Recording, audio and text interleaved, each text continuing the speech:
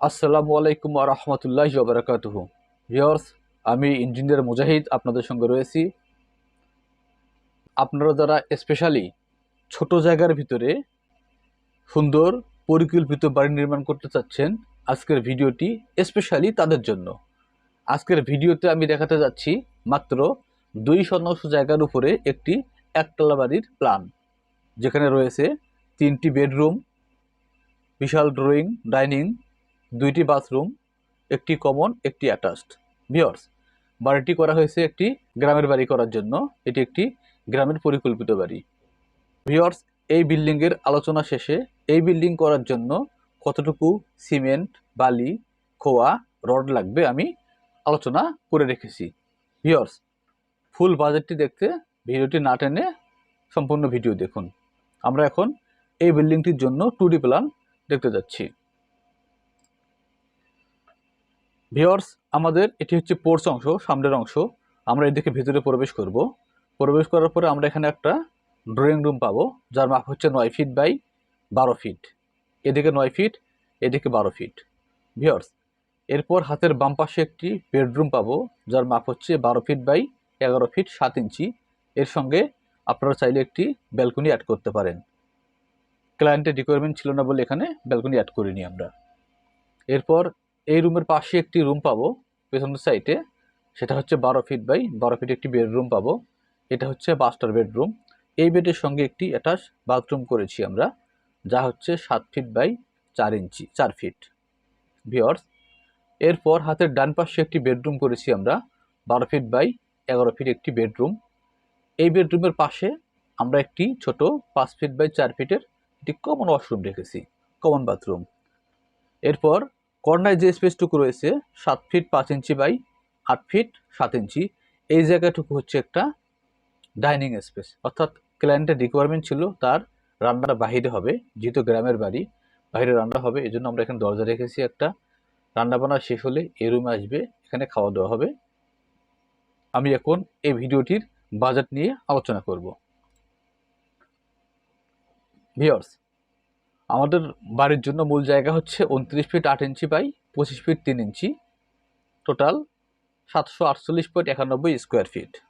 এই বাড়িটি করার জন্য আমাদের টোটাল ইট লাগবে 15,500টি। আমি ভিডিওটি করতেছি 9/1/2025, অর্থাৎ জানুয়ারি মাসের বাজার দর অনুযায়ী টোটাল কত টাকা লাগবে আমরা হিসাবটি দেখতে চলেছি। টোটাল 15,500টি ইটের বর্তমান বাজার রেট হচ্ছে 12 টাকা পার পিস ইট। তাহলে আমাদের ইট কিনতে টাকা লাগবে 1,86,000 টাকা। আমাদের বাড়ির জন্য সিসি কাস্টিং, অর্থাৎ মাটি কাটার পরে নিচের অংশে সিসি ঢালাই করতে হবে 3 ইঞ্চি, এরপরে 10 ইঞ্চি গাঁথুনি, এরপরে 5 ইঞ্চি গাঁথুনি। 10 ইঞ্চি গাঁথুনি ফ্লোর লেভেল পর্যন্ত উঠবে, এরপরে 5 ইঞ্চি গাঁথুনি।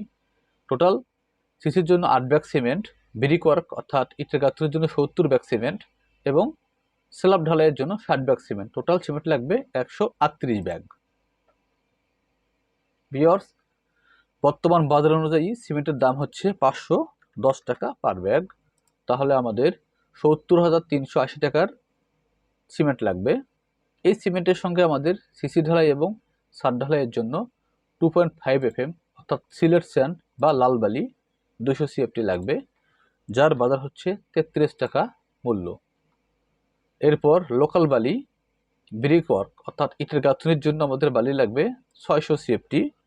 বর্তমান বাজার অনুযায়ী 25 টাকা পার CFT হলে 15,000 টাকা। এর সঙ্গে আমাদের খোয়া লাগবে সিসি ঢালাই এবং ছাদ ঢালাই করার জন্য 350 CFT, যার মূল্য বাজার দর অনুযায়ী 110 টাকা। ভিউয়ার্স, তাহলে আমাদের টোটাল 38,500 টাকার খোয়া লাগবে। এর সঙ্গে আমাদের ছাদ ঢালাইয়ের জন্য রড লাগবে 10 মিলি রড। টোটাল ছাদ ঢালাইয়ের জন্য লাগবে 950 কেজি।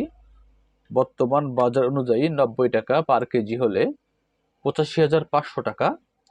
12 মিলি রড এক্সট্রা রড, স্ল্যাবের জন্য এক্সট্রা রড লাগবে 12 মিলি 40 কেজি। বর্তমান বাজার অনুযায়ী 90 টাকা রেট হলে 3,600 টাকা।